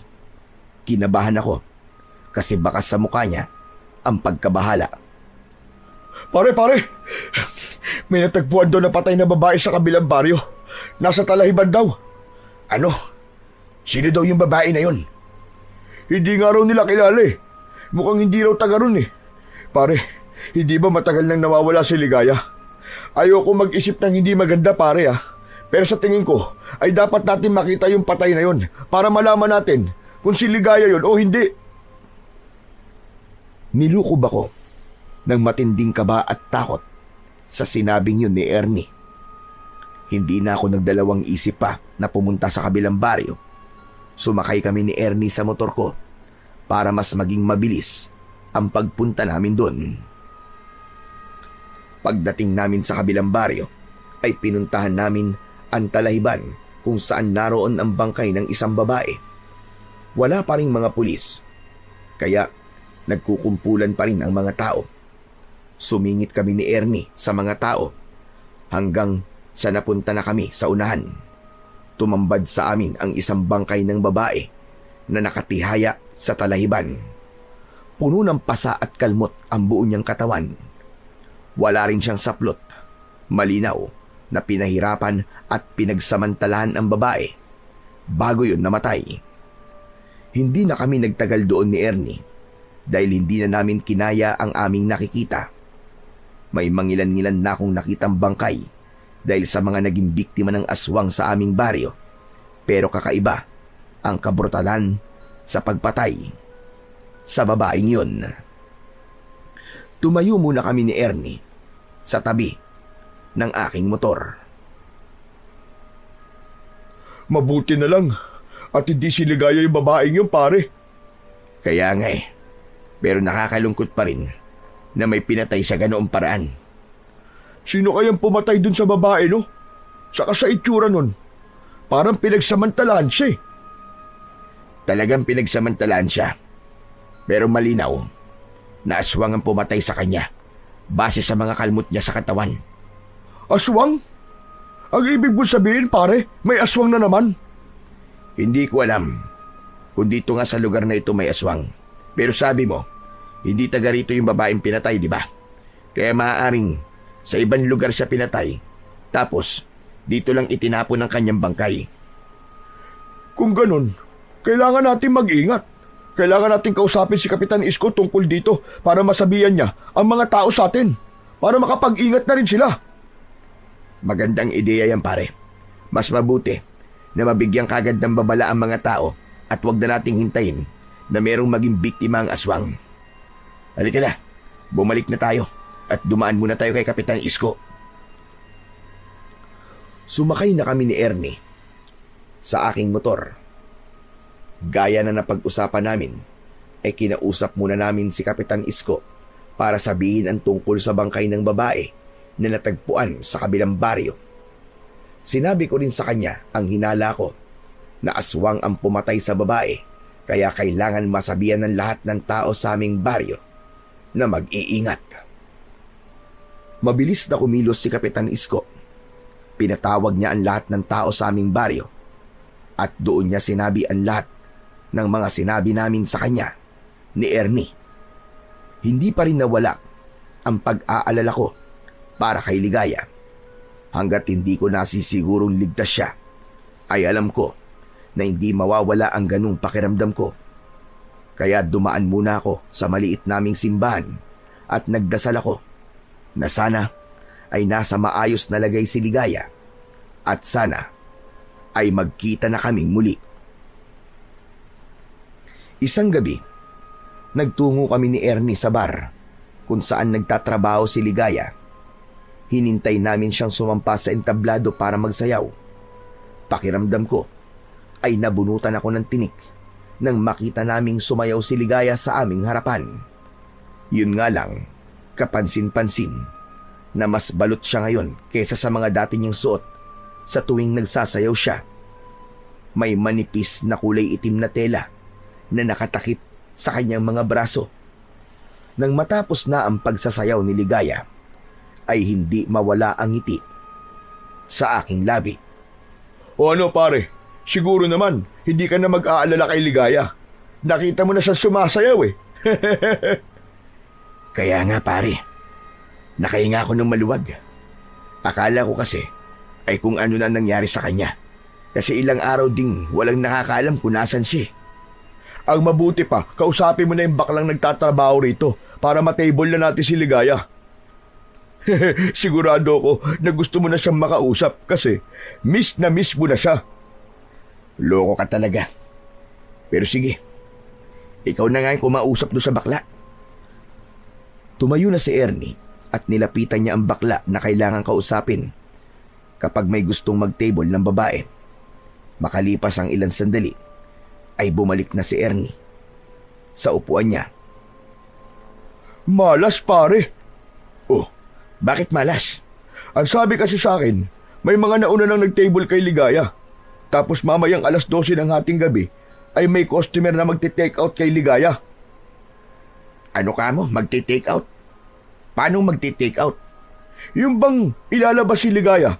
Tapos, alam mo na. Pakiramdam ko ay may kung anong kumirot sa dibdib ko sa sinabing yun ni Ernie.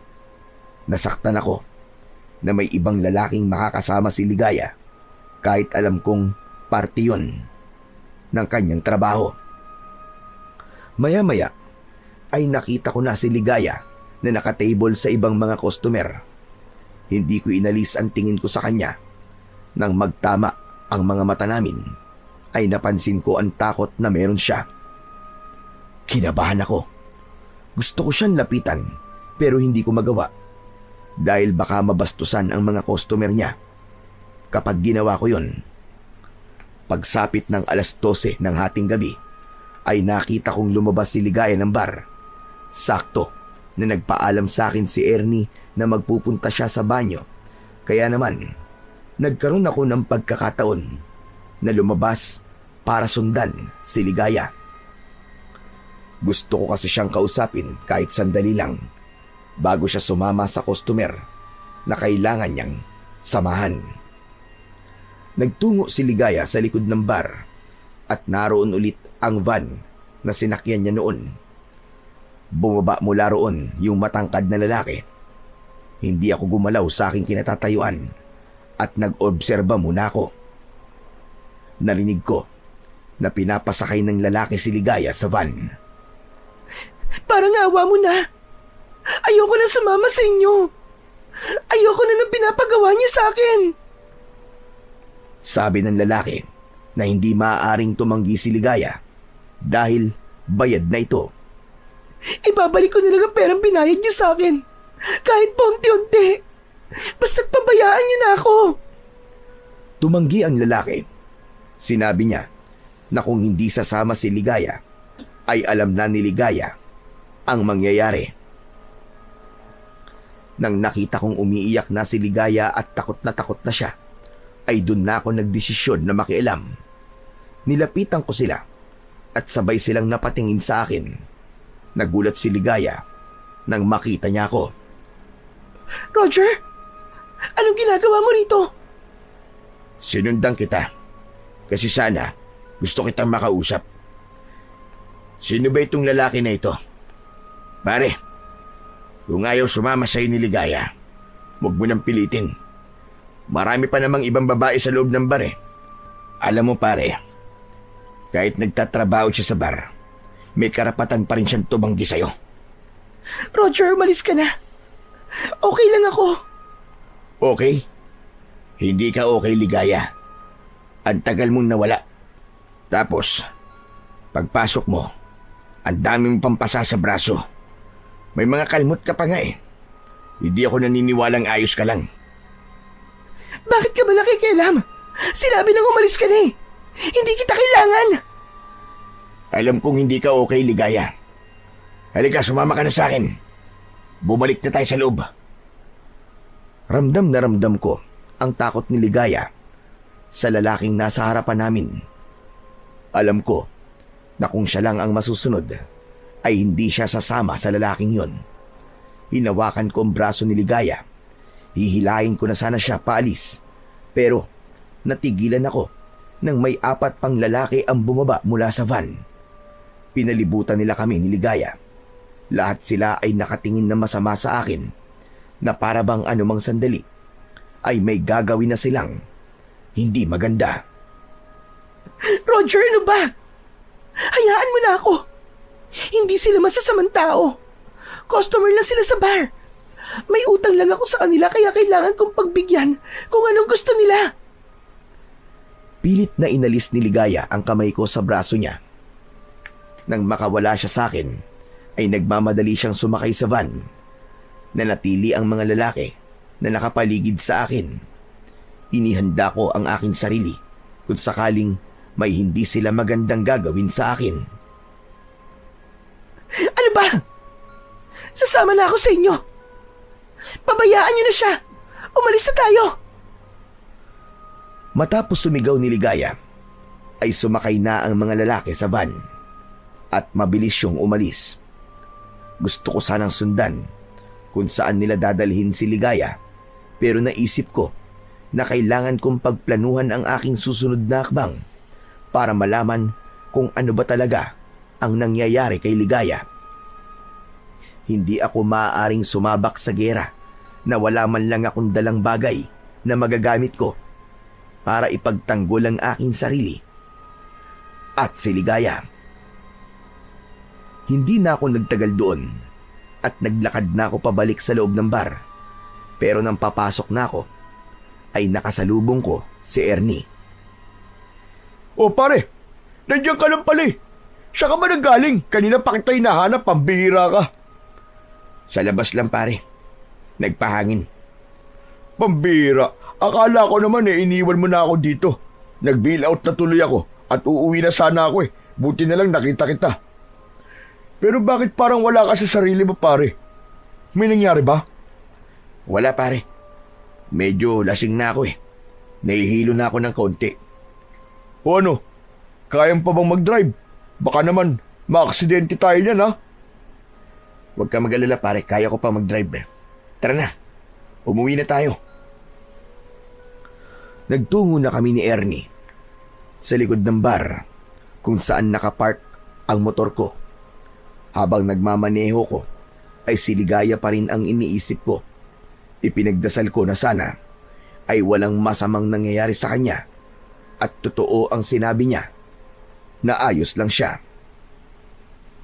Kinabukasan ay hindi pa rin nawala ang pag-aalala ko para kay Ligaya dahil alam ko na hindi ako matatahimik hanggat hindi ko nalalaman kung ligtas siya o hindi. Kaya naman, nagdesisyon akong puntahan siya sa kanyang apartment.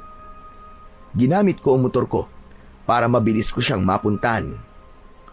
Pagdating sa apartment ni Ligaya, ay agad akong kumatok sa pinto. Walang sumagot sa loob at wala ring nagbukas ng pinto.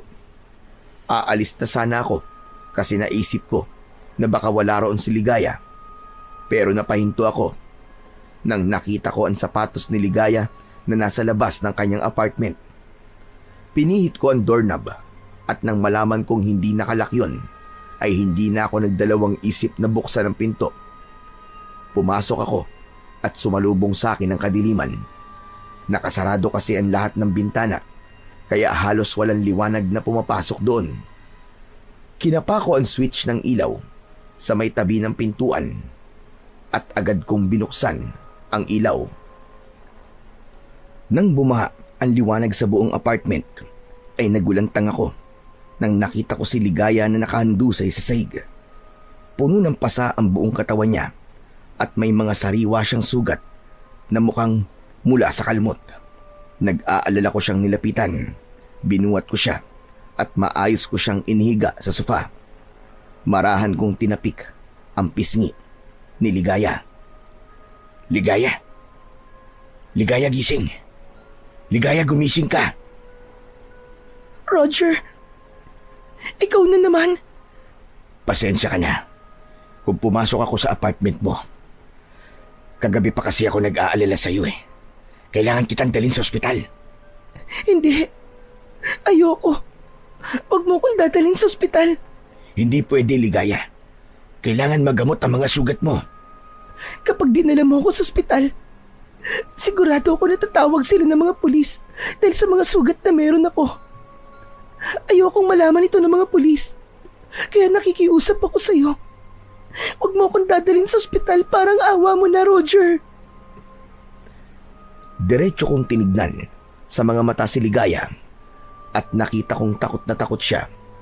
Mabilis ako nag-isip na pagtanto ko na baka kapag may mga pulis na nakialam sa nangyayari kay Ligaya ay mapahamak siya.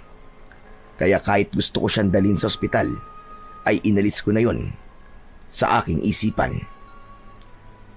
O sige, hindi na kita dadalhin sa ospital, pero kailangan pa rin kitang dalhin sa isang tao na alam kong makakatulong sa'yo. Sino? Kanino mo ko dadalhin? May mahusay namang gagamot sa baryo namin. Sigurado ako na kaya kanyang gamutin. Kaya mo bang tumayo at sumakay sa motor ko? Hindi ko alam, Roger, kung kakayanin ko. Kumuha ko ng damit ni Ligaya na may mahabang manggas. Isinuot ko yun sa kanya para maitago ang mga sugat niya. Matapos yun, ay inalalayan ko siya at isinakay sa aking motor. Bago ko pinaandar ang motor ko, ay siniguro ko na hindi siya mahuhulog habang nakaangkas.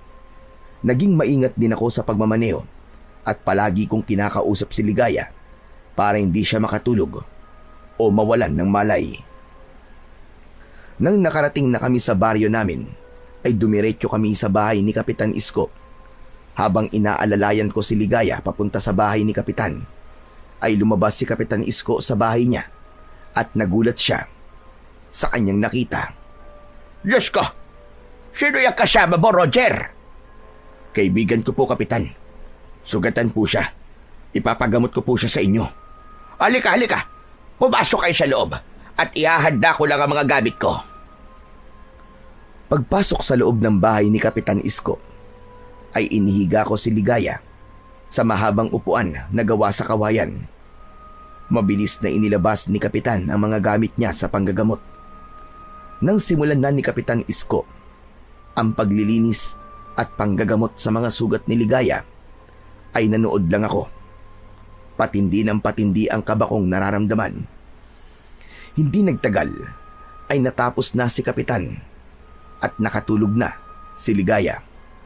Pero kahit tulog siya, ay bakas pa rin sa mukha niya ang takot at hirap na kanyang pinagdaanan. Ilang beses ko nang nakita ang mga ganyang sugat, Roger. Malinaw na aswang ang may gawa niyan sa kanya. Marahil ay nagawa lamang niyang makaligtas. Yan nga din po ang naisip ko, Kapitan. Mabuti na lang at pinuntahan ko siya sa bahay niya dahil kung hindi, ay baka wala na siya ngayon. Pero Kapitan, sa tingin niyo ba, ay konektado ito dun sa natagpo ang bangkay ng babae sa kabilang baryo? Hindi kaya may mga aswang ang tinatarget ang magagandang babae? May posibilidad na tama ang sinabi mo, Roger. Kaya dapat na mas pag-ingatin natin ang mga tao dito sa ating baryo. Kapitan, pwede bang humingi ako sa iyo ng pabor? Ano yun, Roger? Sabihin mo. At kung kaya ko ibibigay ko sa iyo. Pwede ho bang dito muna sa bahay niyo si Ligaya? Mas ligtas po siya rito. Kapag po nagising siya ay sabihin niyo na sinabi ko na dito na muna siya habang hindi pa natin nare-resolba ang pagsalakay na ito ng mga aswang. Walang problema. Ako na muna ang bahala sa kanya. Pero Roger, tanong lang. Sino ba talaga ang babae yan? At parang napakalaki ng pag-aalala mo sa kanya. Kaibigan mo lang ba talaga siya? Umiral na naman ang pagiging chismoso nyo, Kapitan eh. Basta, mahalaga po sa akin si Ligaya at gagawin ko ang lahat para protektahan siya. Sa sinabi mo, ay mukhang alam ko na ang kasagutan. O sige, ako nang bahala sa kanya. Isa pa, mas maganda na nandito siya dahil kailangan pang magamot ang mga sugat niya. Labis akong nagpasalamat kay Kapitan Isko dahil sa tulong na ibinigay niya sa amin ni Ligaya. Sa mga nakalipas na araw ay nanatili si Ligaya sa bahay ni Kapitan at araw-araw ko siyang pinupuntahan doon para kumustahin ang kanyang kalagayan. May mga pagkakataon na tinutulungan kami ni Ernie sa paggamot sa mga sugat ni Ligaya. Kapag tinatanong ko si Ligaya sa kung anong nangyari sa kanya, ay hindi siya nagsasalita. Nirespeto ko naman ang pananahimik niya at umasa ako na isang araw ay sasabihin niya na sa akin ang lahat. Importante kasi na malaman ko ang katotohanan para malaman ko kung ano ang susunod kong gagawin. Hanggang isang umaga, habang nag-aalmusal ako, ay humahangos na dumating si Kapitan Isko. Hindi na siya umatok sa pinto at diretso na siyang pumasok sa bahay ko. Kinabahan ako kahit wala pa siyang sinasabi. O Kapitan, ano nangyari? Bakit parang aligaga kayo? Kahit ikaw, Roger, ay magiging aligaga sa sasabihin ko sa'yo. Si Ligaya, wala na siya sa bahay ko. Ano? Paano pong wala na? Sandali, huwag niyo sabihin na namatay na siya. Hindi. Pag-ising ko ay wala na siya sa bahay ko. Umalis siya nang hindi nagpapaalam sa akin at hindi ko rin alam kung nasa na siya. Pero kagabi ay para bang nagbibigay na siya sa akin ng senyales na plano talaga niyang umalis. Bakit, Kapitan? Ano ho bang sabi niya kagabi? At sabi niya ay di pwedeng nasa baryong ito siya dahil paniguradong magaganib ang baryo natin. Susundan daw siya ng mga nananakit sa kanya. Tinanong ko kung sino ang nananakit sa kanya. Pero hindi naman niya sinabi sa akin. Aalis lang po ako, Kapitan. Hahanapin ko po si Ligaya. Nagmamadali akong umalis sa bahay gamit ang aking motor. Una akong pumunta sa bar pero wala roon si Ligaya. Sunod ay sa apartment niya pero maging doon ay wala rin siya. Doon na ako unti-unting nawalan ng pag-asa dahil ang 2 lugar lang na yon ang alam kong pwedeng puntahan ni Ligaya. Kaya bigo akong bumalik sa aming baryo. Pagdating ko sa bahay ay naroon si Ernie na mukhang kanina pa naghihintay sa akin. Pare, sinabi na sa akin ni Kapitan na nangyari. Ano, kumusta? Nahanap mo ba si Ligaya? Hindi, pare. Pinuntahan ko siya sa bar at sa apartment niya. Pero wala siya roon. Saan naman kaya siya pumunta? Ewan ko, pare. Pero hindi ako titigil hanggat hindi ko siya nahanap. Sigurado ko, naswang talaga nanakit sa kanya. At kaya umalis siya ay dahil ayaw niyang madama yung baryo natin sa ginagawa sa kanya ng mga aswang. Kung ganun, pare, ang kailangan mong gawin ay alamin mo kung nasan ang pinagtataguan ng mga aswang na yun. Ganun na nga, Ernie. May plano na ako. Pero hindi ako sigurado kung magiging epektibo ba yun para malaman ko kung nasan si Ligaya. Hindi lang kasi yun ang kailangan kong gawin. Kailangan ko rin patayin ng mga aswang na nananakit kay Ligaya para matapos na ang paghihirap niya. Grabe, pare. Mukhang mahal mo na nga talaga si Ligaya. Talagang handa ka makipagbakbaka na naman sa mga aswang para lang sa kanya eh. Pero hindi kita masisisi. Ganyan talaga kapag in love. Gagawin mo ang lahat para sa taong mahal mo. Basta pare, tandaan mo ha. Nandito lang ako, pare. Kung kailangan mo ng backup, magsabi ka lang sa akin. Sa totoo lang, pare, hindi ko rin alam kung bakit ako nagkaganito sa isang babae. Pero tama ka. Mahal ko na nga si Ligaya. At wala akong ibang gustong mangyari kundi ang masiguro ko ang kanyang kaligtasan. Kahit matagal na akong nakikipaglaban sa mga aswang, ay hindi pa rin nawala ang kaba ko sa laban na maaari kong kaharapin. Wala kasi akong ideya kung anong klaseng mga aswang ang kailangan kong labanan. Pero nangako pa rin ako sa sarili ko na gagawin ko ang lahat para matapos na ang pinagdadaanang hirap ni Ligaya sa kamay ng mga aswang. Maghapon akong hindi mapakali dahil sa pag-iisip kung nasaan na si Ligaya at kung ano na ang nangyayari sa kanya. Pagsapit ng gabi, matapos kong maghapunan, ay umalis ako ng bahay at dumiretso ako sa bar kung saan nagtatrabaho si Ligaya. Dala ko ang aking 2 balaraw na ginagamit ko kapag nakikipaglaban ako noon sa mga aswang. Wala kasi akong ideya sa maaaring mangyari, kaya naghanda na ako. Hindi na ako pumasok sa mismong bar. Nagpunta ako sa likod ng bar at nagtago ako sa madilim na bahagi roon. Matyaga akong naghintay dahil malakas ang pakiramdam ko na sa gabing yun ay makikita ko si Ligaya. At hindi nga ako nagkamali. Pagsapit ng 12:00 ng hating gabi ay dumating ang van na sinasakyan ng mga lalaking kumuha kay Ligaya. Naghintay pa ako ng ilang sandali at dumating na si Ligaya. Sa galaw niya ay halatang iniinda pa rin niya ang mga sugat niya. Sumakay agad si Ligaya sa van at mabilis yun na umalis. Walang pagdadalawang isip na sumakay ako sa aking motor. Sinundan ko ang van. Hindi na ako papayag na hindi ko malalaman kung saan dinadala ng mga lalaking yun si Ligaya. Hindi ako masyadong lumapit sa van at pinanatili ko ang aking distansya para hindi sila makahalata na may sumusunod sa kanila. Halos 1 oras kong sinundan ang van bago yun pumasok sa isang baku-bakong daan. Ipinarada ko ang aking motor dahil alam ko na kung susunod pa ako sa kanila na sakay nun ay malalaman na nila ang ginagawa ko. Naglakad ako sa kadiliman at napansin ko na puro talahiban ang nasa magkabilaang panig ng daan. Mula sa hindi kalayuan ay natanaw kong huminto na ang van sa harapan ng isang lumang abandonadong gusali. Nagtago ako sa talahiban at mula roon ay nakita kong pumasok si Ligaya at ang mga lalaki sa naturang gusali. Huwag kang mag-alala, Ligaya. Hindi ako papayag na hindi matatapos ngayong gabi ang paghihirap mo.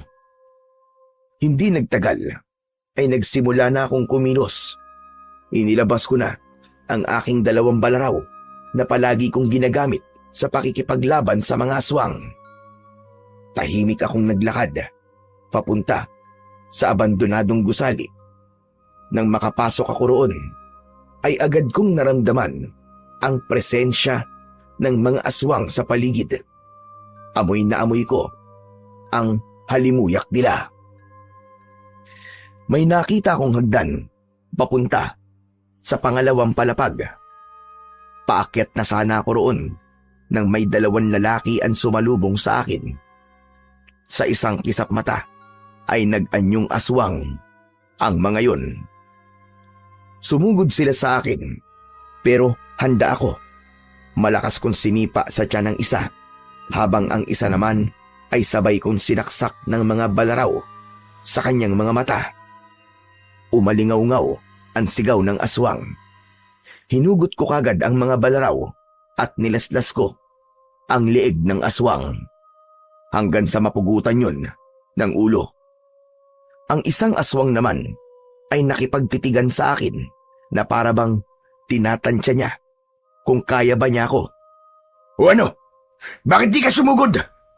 Natatakot ka ba, Bangaw? Nasaan na si Ligaya? Sabihin mo!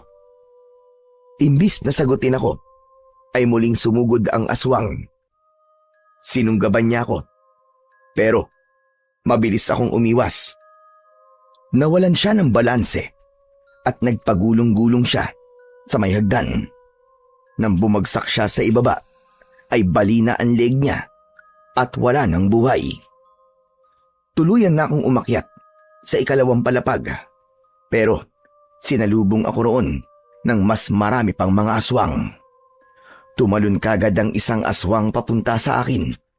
Umikot ako pakaliwa at sinaksak ko siya sa tagiliran, sabay sipa ng malakas sa kanyang muka. Dalawang aswang naman ang sabay na sumugod sa akin. Ang isa ay tumalon, habang ang isa naman ay gumapang ng mabilis sa sahig. Umatras ako ng kaunti para makabuelo at para makakuha ng tamang pwesto. Sinipa ko sa muka ang gumagapang na aswang, habang ang isa ay sinalubong ko ng saksak sa leeg at sa sentido. Biglang may humila sa likod ko at malakas kong ibinalibag sa sahig. Matapos yun ay kinalmot ako ng aswang na tumama sa aking braso. Pero hindi ako nawalan ng pag-asa at malakas ko siyang sinipa sa dibdib, pagkatapos ay sa kanyang muka. Mabilis akong tumayo at kahit nasugatan ako ay mas lalo pa akong tumapang. Naging sunod-sunod na naman ang pag-atake sa akin ng mga aswang, pero wala silang naging laban sa aking lahat. Lahat ng sumubok na patayin ako ay hindi sinanto ng aking mga balaraw. Pakiramdam ko ay hindi ako nakakaramdam ng pagod ng mga sandaling yon, dahil ang tanging nasa isip ko ay ang mailigtas ang pinakamamahal ko na si Ligaya. Hanggang sa nagawa ko ng patumbahin ang lahat ng aswang, habol ko ang aking paghinga. Luminga ako sa paligid. May isang malakas na presensya ng aswang ako na nararamdaman, kaya hindi ako nagpakampante. Ligaya! Ligaya, nasan ka? Ligaya, sumagot ka! Si Roger ito! Mula sa ikatlong palapag ay narinig ko ang nanghihinang pag-ungol ni Ligaya. Agad akong nagtungo roon at nakita ko nga si Ligaya sa isang silid. Nakahandusay siya at nanghihina. Wala siyang saplot sa kanyang katawan. Sinamsam ko ang mga damit niya at saka ko siya binihisan. Binuhat ko si Ligaya palabas ng gusaling yun at isinakay ko siya sa aking motor. Inuwi ko si Ligaya sa bahay ko at saka ko ipinatawag si Kapitan Isko para muling gamutin ang mga bagong sugat ni Ligaya. Matapos siyang gamutin ni Kapitan, ay naaawa ko siyang pinagmasdan. Ano ba nangyari? Bakit sugatan na naman si Ligaya? Tama po ang hinala natin, Kapitan. Mga aswang nga ang may gawa niyan sa kanya. Ang hindi ko lang alam ay kung bakit kahit ilang beses na siya sumasama sa mga aswang na yun, ay hindi pa rin siya pinapatay. Sigurado na rin ako na ang grupo ng mga aswang na yun ang pumatay doon sa babaeng natagpuan sa kabilang baryo. Kung ganon, ay nakipaglaban ka sa mga aswang. Tama ba ako, Roger? Ganun na nga po, Kapitan. Marami po akong napatay sa grupo nila. Pero ramdam ko na may isa pang natitira. At yun ay ang kanilang pinuno. Hayaan mo. Kapag nagising na si Ligaya, ay saka na lang natin malalaman ang mga kasagutan. O paano, aalis na ako. Kapag may kailangan ka, ay tawagin mo kagad ako. Sige po, Kapitan. Maraming salamat po. Nang nakaalis na si Kapitan Isko, ay inilipat ko si Ligaya sa papag para mas maging komportable ang kanyang pagpapahinga. Habang ako naman ay magdamag siyang binantayan hanggang sa hindi ko na kinaya ang sobrang antok at nakatulog na ako sa sahig. Nang magising ako kinabukasan, ay tulog pa rin si Ligaya. Umupo ako sa gilid ng kama at pinagmasdan ko ang maganda niyang muka. Nakahinga ako ng maluwag. Nang sa wakas, ay nagising na rin si Ligaya. Gulat na gulat siya nang nakita niya ako. Roger, ikaw na naman. Nasaan ako? Ligaya, nandito ka sa bahay ko. Huwag kang mag-alala. Ligtas ka na. Pinatay ko na ang mga aswang na kumukuha sa'yo. Hindi. Imposible yun. Paano mo silang nagawang patayin? Ligaya, isa akong manunugis na mga aswang sa baryong ito. May kaalaman ako pagdating sa pakikipaglaban sa mga aswang. Sinundan kita doon sa lumang gusali at doon ko nakaharap ang mga aswang. Pero sigurado ko na buhay pa ang kanilang pinuno. Si Sandro. Buhay pa si Sandro. Diyos ko. Roger, kailangan ko nang umalis dito. Sigurado ako na sa ngayon ay galit na siya. Dahil sa ginawa mo. Ayoko madamay ka pa rito. Maging ang baryo na to. Roger, hindi mo alam kung gaano kalupit si Sandro. Wala siyang awa. Huminahon ka, Ligaya. Damay na talaga ako rito. Kaya wala nang silbi kung aalis ka. Pero tulad ng sinabi ko, hindi lang ikaw ang madadamay, pati na ang baryo nyo. Maghihiganti siya sa inyo, Roger. Hindi ka na kasi dapat nakailam pa. Hindi ako pwedeng hindi makialam. Dahil mahal kita, Ligaya. Parehas kaming natigilan ni Ligaya sa hindi inaasahang pag-amin na ginawa ko. Maging ako ay nagulat dahil kusan lumabas sa bibig ko ang mga salitang yun. Doon ko naisip na wala na akong magagawa kundi ang panindigan ang aking sinabi. Alam kong wala kang tiwala sa mga lalaki. Pero mahal kita, Ligaya. Yun ang totoo. Ginawa ko lahat ng ito dahil sa pagmamahal ko sa'yo. Kaya nakikiusap ako sa'yo. Nasabihin mo sa akin kung ano ba talaga ang nangyayari sa'yo. Matagal na nakatingin si Ligaya sa akin na para bang nag-iisip siya kung dapat ba niyang sabihin sa akin ang lahat. Hanggang sa nagsalita na siya. Ang grupo ni Sandro ay isang sindikato ng mga aswang. Kumukuha sila ng mga babaeng kagaya ko para ibenta sa mga aswang na gustong magparami ng kanilang lahi. Pinagsasamantalahan nila kami ng paulit-ulit hanggang sa makabuo na sila. At kapag nakabuo na sila at nanganak na kami, ay doon nila kami papatayin. May ilang aswang na kapag nainip na sa tagal na hindi sila nakakabuo, ay pinapatay din nila ang biktima nila. Wala akong magawa, Roger. Dahil palagi nila akong tinatakot na kapag hindi ako sumunod sa kanila, ay papatayin nila ako. Kung ganun, ikaw ang napili ni Sandro na magdadala ng kanyang lahi, ganun ba? Tama ka, Roger. Akala ko nung una ay normal na customer lang siya. Nagulat pa nga ako kasi napakalaki ng binayad niya sa akin nung una. Hanggang sa nalaman ko na kung ano talaga siya. Napakahayop niya. Demonyo siya. Maraming beses niya na akong pinagsamantalahan. Marumi na nga akong babae, pero mas lalo pa niya akong dinumihan. At kagabi, balak niya na akong patayin kasi naiinip na siya at hindi pa rin ako nakakabuo. Maraming salamat dahil dumating ka. Salamat sa pagliligtas mo sa akin, Roger. Pero natatakot ako. Sigurado ako na idadamay ka niya at ang baryo niyo. Ayokong ako maging dahilan para magkaroon ng kaguluhan dito sa lugar niyo. Huwag kang mag-alala, Ligaya. Dahil hindi ako papayag na magtagumpay si Sandro sa gusto niyang gawin sa'yo. Poprotektahan kita at ang baryo namin laban sa kanya. Natatakot ako, Roger. Nang tuluyan ng umiyak si Ligaya, ay mahigpit ko siyang niyakap. Gumanti siya ng yakap sa akin at naramdaman ko ang labis na panginginig ng kanyang katawan. Hindi na ako nagsalita pa. Alam ko na walang salita ang makakapagpakalma kay Ligaya dahil mas kailangan niya ng sandaling yon ng kahit isang tao na ipararamdam sa kanya na meron siyang kakampi. Nang mga sumunod na araw, ay nanatili si Ligaya sa bahay ko.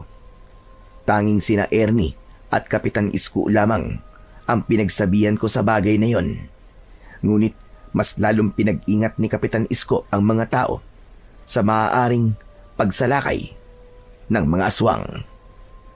Hanggang isang gabi, nagulantang ang lahat nang marinig namin ang takot na pagsigaw ng mga tao.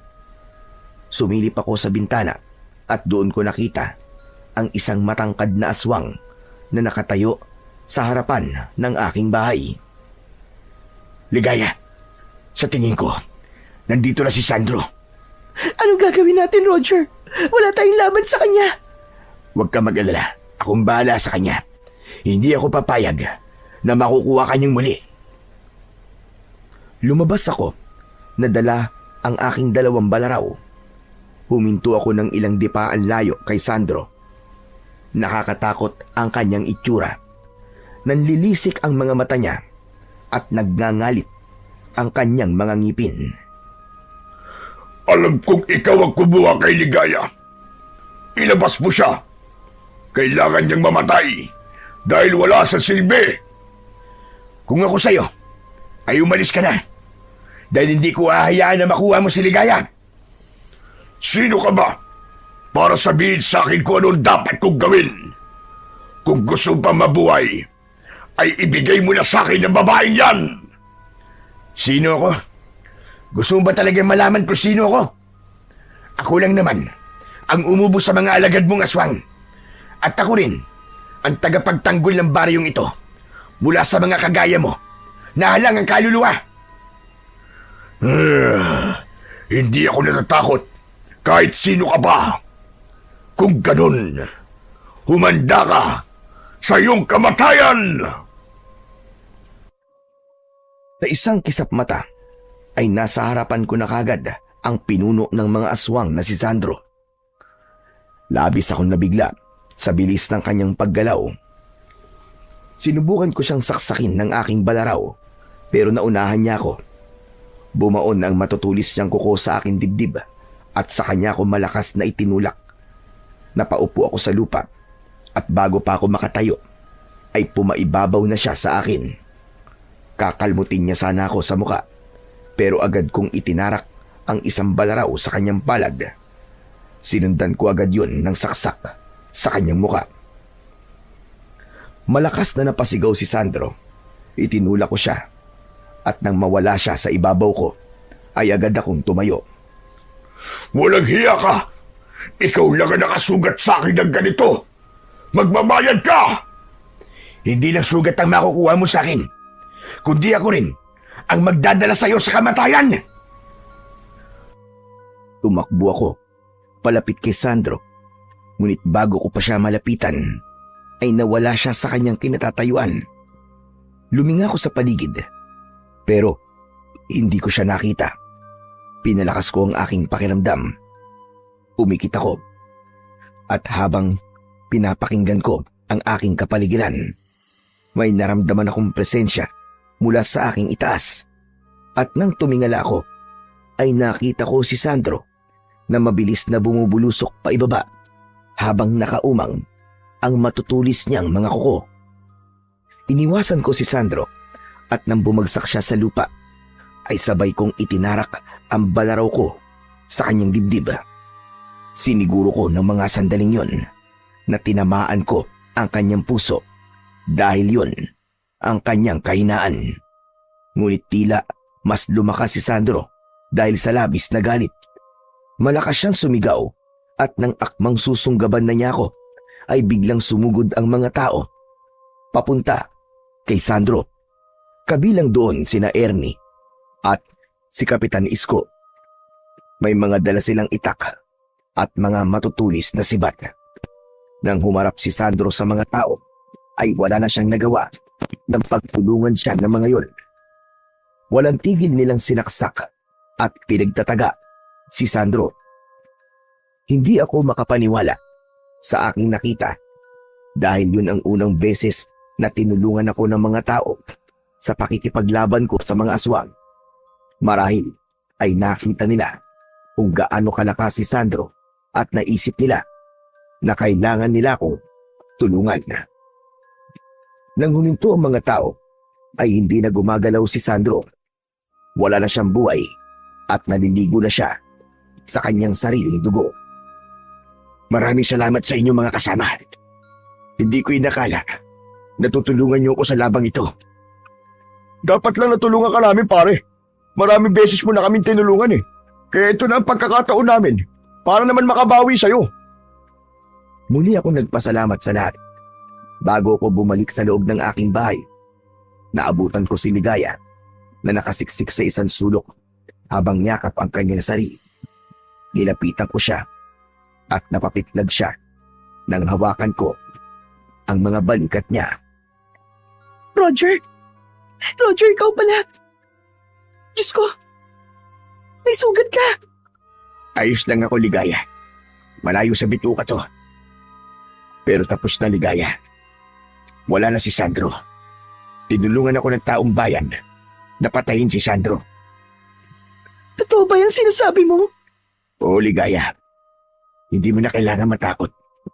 Mabubuhay ka na ng payapa at normal. Diyos ko! Maraming salamat, Roger!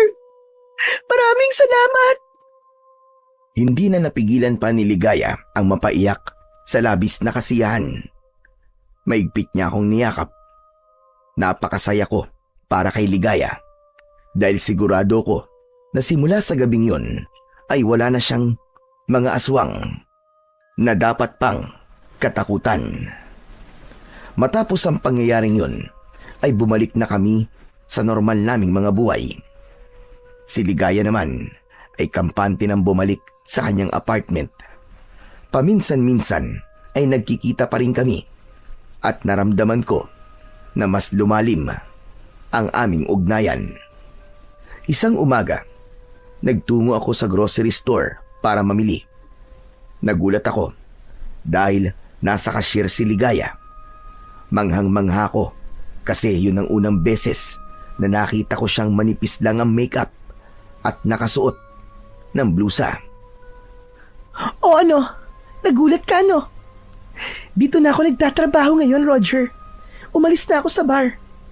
Mas maliit nga ang kita rito, pero mas okay na ito. Dahil hindi ko na kailangan ibenta pa ang katawan ko. Masaya ako para sa'yo, Ligaya. Magbabagong buhay na ako, Roger. Ayokong sayangin ang tulong na ibinigay nyo at ng baryo nyo para iligtas ang buhay ko. Maraming salamat sa iyo, Roger. Kasi ikaw ang nagparamdam sa akin na importante pa rin ako sa kabila ng pagkatao ko. Matamis akong ngumiti at napagtanto ko na doon na tuluyang natapos ang isang mabigat na kabanata sa buhay ni Ligaya. Nagkaroon na rin ako ng lakas ng loob para ligawan siya at makalipas ang ilang buwan ay sinagot na niya ako. 1 taon pa ang lumipas bago kami nagpakasal. Ngayon ay magkasama na kami sa iisang bahay ng payapa at masaya. Hindi ko na inisip ang nakaraan niya. Wala akong pakialam doon.